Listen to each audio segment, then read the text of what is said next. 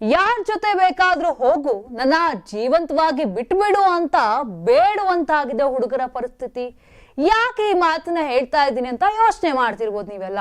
ಈ ನಡುವೆ ದೇಶದಲ್ಲಿ ನಡೆಯುತ್ತಿರುವಂತ ನವ ವಿವಾಹಿತರ ಹತ್ಯೆ ಪ್ರಕರಣಗಳನ್ನ ನೋಡಿ ಇದೀಗ ಪುರುಷರು ಮದುವೆಯಾಗಲು ಕೂಡ ಹಿಂದೇಟು ಹಾಕುವಂತ ಪರಿಸ್ಥಿತಿ ನಿರ್ಮಾಣವಾಗಿದೆ. ನಡೆದಿರುವ ಬಹುತೇಕ ಘಟನೆಗಳಲ್ಲಿ ಮಹಿಳೆಯು ಏನ್ ಮಾಡ್ತಾಳೆ, ಮದುವೆ ಆಗ್ತಾರೆ ಅಥವಾ ಅವಳ ಅನೈತಿಕ ಸಂಬಂಧ ಹೊಂದಿದ್ದು ಅದಕ್ಕೆ ಗಂಡ ಅಡ್ಡಿ ಬರ್ತಾನೆ ಅಂತ ಪ್ರಿಯಕರನ ಜೊತೆ ಸೇರಿ ಕೊಲೆ ಮಾಡಿರುವ ಘಟನೆಗಳೇ ಹೆಚ್ಚಿವೆ. ಇದೇ ನಮಗೋಸ್ತಲ್ಲ, ದಿನಾ ಕೂಡ ಈ ಗೋಳನ್ನ ಕೇಳ್ತಾನೆ ಇರ್ತೀವಿ. ಈಗ ಹುಡುಗರ ಮನಸ್ಥಿತಿ ಹೇಗಾಗ್ಬಿಟ್ಟಿದೆ ಅಂತ ಹೇಳಿದ್ರೆ, ನೀನ್ ಯಾರೊಂದಿಗೆ ಬೇಕಾದ್ರೂ ಹೋಗ್ಬಿಡು, ನನ್ನನ್ನ ಮಾತ್ರ ಜೀವಂತವಾಗಿ ಬಿಟ್ಟು ಬಿಡು, ಇಲ್ಲ ನಾನೇ ಕರ್ಕೊಂಡು ಹೋಗಿ ಬೇಕಾದ್ರೆ ನಿನ್ ಪ್ರಿಯಕರನ ಜೊತೆ ಮದುವೆ ಮಾಡಿಸ್ತೀನಿ ಅನ್ನೋ ಪ್ರಕರಣಗಳು ಜಾಸ್ತಿ ಆಗ್ಬಿಟ್ಟಿದೆ. ಆಂಧ್ರ ಪ್ರದೇಶದ ಗದ್ವಾಲ್ ಪಟ್ಟಣದಲ್ಲಿ ನವ ವಿವಾಹಿತರೊಬ್ಬರು ಶವವಾಗಿ ಪತ್ತೆಯಾಗಿದ್ದಾರೆ. ಈ ಘಟನೆಯು ಒಂದ್ ರೀತಿಯಾಗಿ ಮೇಘಾಲಯದಲ್ಲಿ ನಡೆದಂತ ರಾಜ ರಘುವಂಶಿ ಭಯಾನಕ ಕೊಲೆಯನ್ನ ನೆನಪು ಮಾಡುತ್ತೆ. ಆ ಕೊಲೆ ಬಗ್ಗೆ ಯಾರಕ್ ತಾನೇ ಗೊತ್ತಿಲ್ಲ ಹೇಳಿ. ಇಡೀ ದೇಶದಲ್ಲೇ ಸಂಚಲನವನ್ನ ಮೂಡಿಸಿದಂತ ಒಂದು ಕೊಲೆ ಪ್ರಕರಣ ಅಂತ ಹೇಳಿದ್ರೆ ಅದು ರಾಜ ರಘುವಂಶಿಯ ಕೊಲೆ ಆಗಿತ್ತು.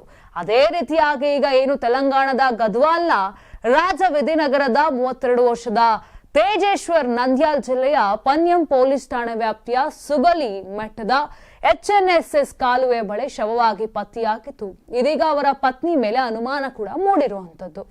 ಇನ್ನು ಮೇ 18ರಂದು ಐಶ್ವರ್ಯ ತೇಜೇಶ್ವರ್ ಪ್ರೇಮ ವಿವಾಹ ಆಗಿರ್ತಾರೆ. ಒಂದು ತಿಂಗಳ ಹಿಂದೆ ಅಷ್ಟೇ ಮದುವೆಯಾಗಿದ್ದಂತ ತೇಜೇಶ್ವರ್ ಈಗ ಶವವಾಗಿ ಪತ್ತೆಯಾಗಿದ್ದಾರೆ.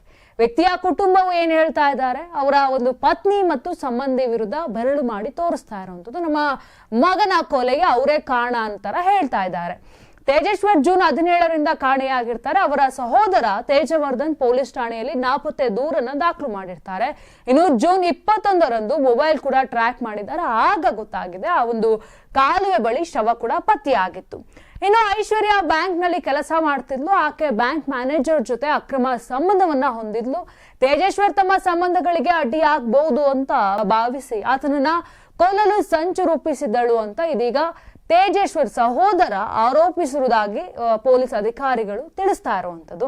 ಇನ್ನು ಆಕೆಗೆ ಆಗಾಗ ಬರ್ತಿದ್ದಂತ ಫೋನ್ ಕರೆಗಳು, ರಹಸ್ಯ ಸಂಭಾಷಣೆಗಳು ಸಾಕಷ್ಟು ಅನುಮಾನಗಳನ್ನ ಹುಟ್ಟು ಹಾಕಿದ್ದವು. ತೇಜೇಶ್ವರ್ ಈ ಕುರಿತು ಪ್ರಶ್ನೆ ಮಾಡಿದಾಗೆಲ್ಲ ಆಕೆ ತನ್ನ ತಾಯಿಯೊಂದಿಗೆ ಮಾತನಾಡ್ತಾ ಇದ್ದೀನಿ ಅಥವಾ ಇನ್ನಾರ ಜೊತೆನೋ ಮಾತಾಡ್ತಾ ಇದ್ದೀನಿ ಅಂತ ಕಾರಣಗಳನ್ನ ಹೇಳ್ತಾನೆ ಹೋಗ್ತಾ ಇದ್ಲು.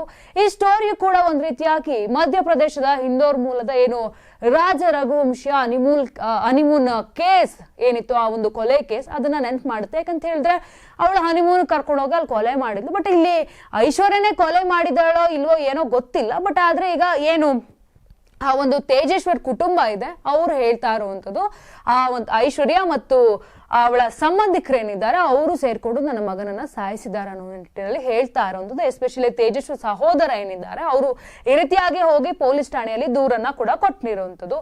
ಒಟ್ಟಿನಲ್ಲಿ ಈ ರೀತಿ ಪ್ರಕರಣಗಳು ದಿನೇ ದಿನೇ ಹೆಚ್ಚಾಗ್ತಲೇ ಇವೆ. ಇದೀಗ ಗಂಡು ಮಕ್ಕಳಿಗೆ ಮದುವೆ ಅಂದ್ರೆ ಸಾಕು ಭಯ ಪಡುವ ದುಸ್ಥಿತಿ ಉಂಟಾಗಿದೆ. ಬಿಟ್ಬಿಡ್ರಪ್ಪ, ನಮಗೆ ಮದುವೆನೂ ಬೇಡ, ಮಕ್ಕಳು ಬೇಡ, ಏನು ಬೇಡ, ಸಂಸಾರವೇ ಬೇಡ ಅನ್ನೋ ಮಟ್ಟಿಗೆ ಆಗಿರುವಂಥದ್ದು. ಯಾಕಂತ ಹೇಳಿದ್ರೆ ಮದುವೆ ಆಗುವಂಥದ್ದು, ಮದುವೆಯಾಗಿ 1 ವಾರ 1 ತಿಂಗಳು ಆಗ್ತಿದ್ದಂಗೆನೆ ಅವಳಿಗೆ ಯಾವುದೋ ಅನೈತಿಕ ಸಂಬಂಧ ಇತ್ತು, ಅಕ್ರಮ ಸಂಬಂಧ ಇತ್ತು, ಅವಳು ಪ್ರಿಯಕರನ ಜೊತೆ ಸಿಗಾಕೊಳ್ಳುವಂಥದ್ದು ಅಥವಾ ಪ್ರಿಯಕರನ ಜೊತೆ ಸೇರಿ ತನ್ನ ಗಂಡನನ್ನೇ ಸಾಯಿಸುವಂಥದ್ದು. ಈಗ ಮೊನ್ನೆ ಅಷ್ಟೇ ಒಂದು ಕೇಸ್ ಕೂಡ ಆಯ್ತು ಇದೇ ರೀತಿಯಾಗಿ.